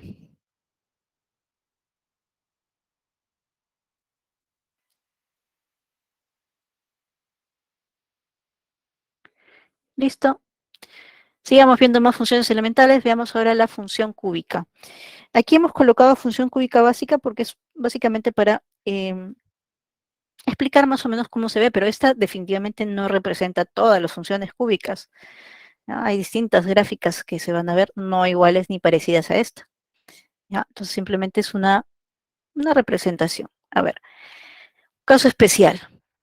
Esta función es f de x igual a x al cubo, su dominio todos los reales, y como podemos ver en la gráfica, su rango también son todos los reales.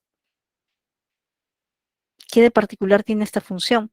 Algo muy, muy interesante, ¿no? Miren, esta viene, sube, cambia la concavidad y luego sigue subiendo, pero la concavidad ya está para el otro lado.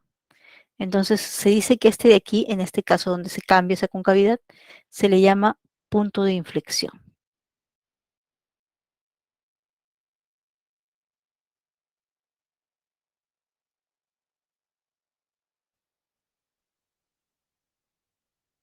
¿Listo? ¿Lo tienen otras curvas? Sí, lo tienen otras curvas, claro, pero aquí es mucho más notorio, ¿no?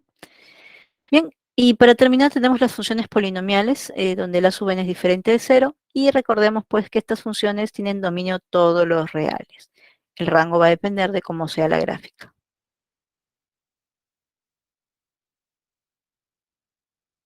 Bien, aquí tenemos algunos ejemplitos de cómo se ven esas funciones polinomiales. Podemos hablar un poquito de ellas aprovechando que las tenemos por aquí. Entonces, esta de aquí, por ejemplo, podemos ver que el eje Y es un eje de simetría, ¿no? Porque vemos que a la misma altura tienen los mismos valores. Entonces, cuando tenemos que la gráfica es simétrica respecto al eje Y, estamos hablando de una función que se llama par. ¿Ya? Par. Y cuando es simétrica respecto al origen, se le llama impar.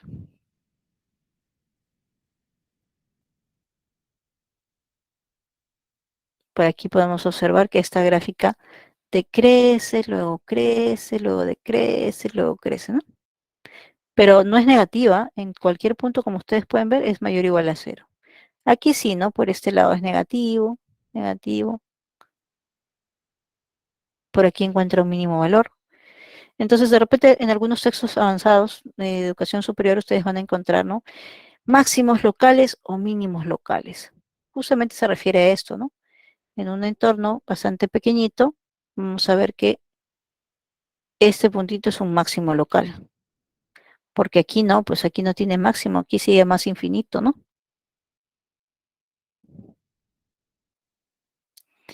Bueno, a ver, chicos, dudas por ahí, preguntas.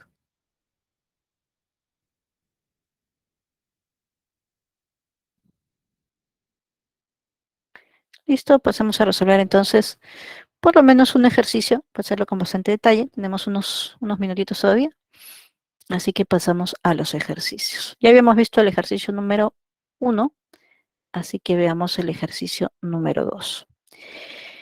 De paso que aprovechamos para explicar bien la teoría.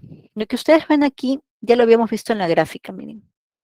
En el intervalo de menos 1 a 5, esta gráfica corresponde a una parábola. En el caso de 5 a 8, es una recta. Entonces son dos curvas diferentes en intervalos diferentes. Es lo que se conoce como función definida por tramos, ¿no? Por tramos, por trozos, por partes también se le llama, ¿no? ¿Y qué sucede con esta función? Pues hay varias reglas de correspondencia en distintos intervalos que definen la función.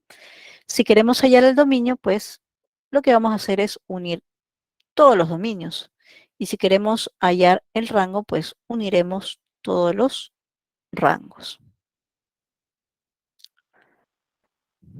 Bien, entonces vamos a usar la forma algebraica, las propiedades de los números reales para poder trabajarlo. Por ejemplo, teniendo en cuenta que x al cuadrado menos 4x se puede escribir de otra forma, como es cuadrática, lo podemos cambiar, ¿no? A ver, x al cuadrado menos 4x, ¿qué me faltaría para completar un cuadrado? le sumo 4, ¿no? Pero si no quiero que se altere, le sumo 4 y le resto 4. Entonces tendría x menos 2 al cuadrado, todo eso, ¿no? Más 4. Ah, menos 4, perdón, porque el más 4 ya lo tomamos aquí, ¿no? Listo, entonces nuestra función se está transformando, este x al cuadrado menos 4x se está transformando en x menos 2 al cuadrado menos 4. Ahí está. Miren que ya lo hemos cambiado. Y como ya tiene esa forma, ya a partir del dominio, considerando que el x variaría desde menos 1 hasta antes de 5, entonces le damos forma, ¿no? Le restamos 2 a todo, luego lo elevamos al cuadrado, recordando que hay una propiedad del cuadrado que dice que si está entre un negativo y un positivo, 0 es el mínimo valor y el máximo valor estará dado por el máximo de los cuadrados, de los extremos, ¿no? Entonces aquí cuadrado sería 9, así que en cualquier caso es 9 el extremo superior, pero, aquí tenemos menor o igual, así que aquí prevalece menor o igual, ¿no? ¿Qué me falta? Restarle 4. A todo le restamos 4, por lo tanto, el dominio de la primera parte sería perdón, el rango, ¿no? El rango de la primera parte sería de menos 4 cerrado hasta 5 cerrado. Ahí está. De la misma manera vamos a analizar para la segunda parte. El f sub 2 de x le vamos a llamar a 2 tercios de x más 5 tercios. En ese caso el x varía de 5 hasta poco antes de 8, ¿no? Bien, para calcular el rango entonces partimos del x que está en el intervalo de 5 a 8. Ahí está. Y le vamos dando forma, ¿no? 2 tercios a cada uno. A ver, 10 tercios. Ya está, le sumamos, ¿qué más? 5 tercios, ¿no? 5 tercios también. Ahí está. Aquí tendríamos 15 tercios, que es 3, pues, ¿no? Y acá tendríamos 21 tercios, que es 7.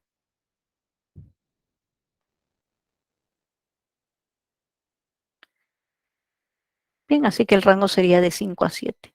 Si queremos hallar el rango, entonces simplemente sería la unión de los rangos.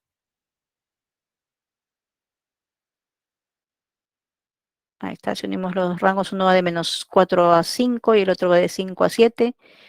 La respuesta sería, pues, el intervalo de menos 4 a 7. La unión de estos dos, de menos 4 a 7.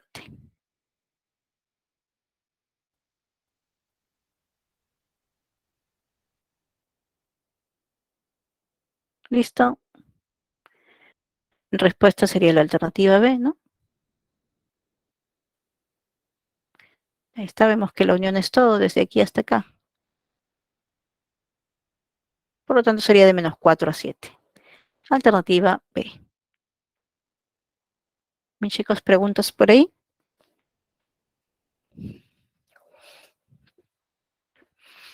Ahora, siempre es bueno tener una segunda forma de hacerlo. Ojo con la lineal, ¿ah? Ojo con la lineal. Esta lineal nosotros ya sabemos, como le he comentado, que es creciente porque la pendiente es positiva, ¿ya? Entonces, si yo quiero hallar el rango, puedo hacer también esto. F de 5, como es creciente, va de menos a más, así que evaluemos en 5, que es el menor, y evaluamos en 8, que es el mayor. Verifique, F de 5, ¿cuánto sale? A ver, 5 por 2, 10, serían 10 tercios, más 5 tercios son 15 tercios, y eso es 5. F de 8, 8 por 2, 16, entre 3, 16 tercios. Y 5 tercios son 21 tercios y eso es 7. Y es exactamente lo mismo, ¿no? Más rápido puede ser, depende de ustedes, ¿no? Si les parece bien, es una buena opción, ¿no? Y en el caso de la función cuadrática, también, a ver, aquí nosotros sabemos que el h vale 2.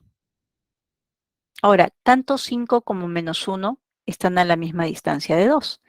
Pero como aquí el coeficiente principal es positivo, Entonces esto se abre para arriba, por lo tanto tiene mínimo valor. ¿Dónde alcanzamos el mínimo valor? El mínimo valor sería cuando lo evaluamos en 2. ¿Cuánto vale eso? A ver, en 2, 2 menos 2, 0, menos 4 sería, ¿no? Ya tenemos el mínimo valor. Y el otro valor, que en este caso sería el máximo valor,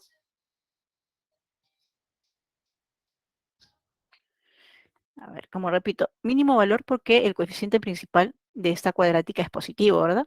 Mínimo valor. Entonces, si yo quiero hallar el máximo valor, tendré que evaluar en el extremo más lejano del 2. ¿Quién está más lejos del 2? ¿El 5 o el menos 1? En este caso están a la misma distancia, pero como 5 está abierto, voy a considerar el menos 1. Entonces, en este caso, el máximo lo encontraré evaluando en menos 1. A ver, menos 1 menos 2, menos 3 al cuadrado, 9 menos 4, 5. Ya está. Entonces, como el mínimo se tiene que tomar, va aquí, sería menos 4. Y el máximo yo considero el extremo cerrado, así que, y es el mismo, miren. Ah, ojo, pero eso hay que practicarlo. Pues no lo de las desigualdades, sí ya lo han visto del inicio, así que no habría problema. Pero lo que les estoy comentando aquí, lo tienen que ir practicando. ¿Bien? Van a haber más problemitas para poder probarlo, así que vamos a aprovechar todas las veces que podamos para ver esta partecita. Y bien, chicos, justamente estamos ya en el hora de receso, así que vamos a hacer una pausa y regresamos para resolver los ejercicios que faltan. Entonces, vamos unos minutitos al receso.